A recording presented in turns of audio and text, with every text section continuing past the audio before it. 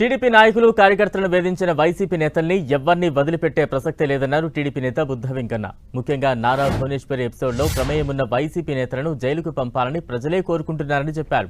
Kodali Nani, Ambati రాంబాబుకు training ఇచ్చి మాట్లాడిస్తున్నారని ఆరోపించారు. వారు చేసిన కుట్రలను కూడా బయటకు తీస్తామన్నారు.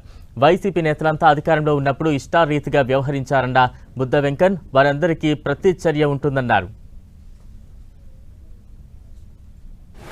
నెక్స్ట్ నాని ఇప్పటికైనా సరే ఇక నీకు నిన్నటితో జగన్మోహన్ రెడ్డి అనేవాడిది చాప్టర్ క్లోజ్.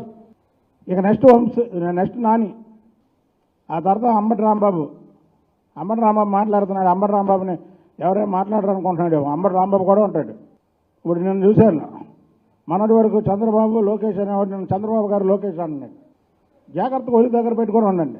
భువనేశ్వరి గారి ఎపిసోడ్లో ఉన్న వాళ్ళు మాత్రం ఎవరిని క్షమించం తమ్ముడు. అలాగే తెలుగుదేశం కార్యకర్తలు నాయకులు జోలికి వచ్చిన వాళ్ళని మాత్రం క్షమించం తమ్ముడు. ఇది మేమేమే మాకు మేము వాళ్ళ మీదకి వెళ్ళట్లేదు కదా, వాళ్ళు మా మీదకి వస్తేనే కదా మేము చేసేది. కాబట్టి మేము ఎవరైనా క్షమించాల్సిన పని లేదు.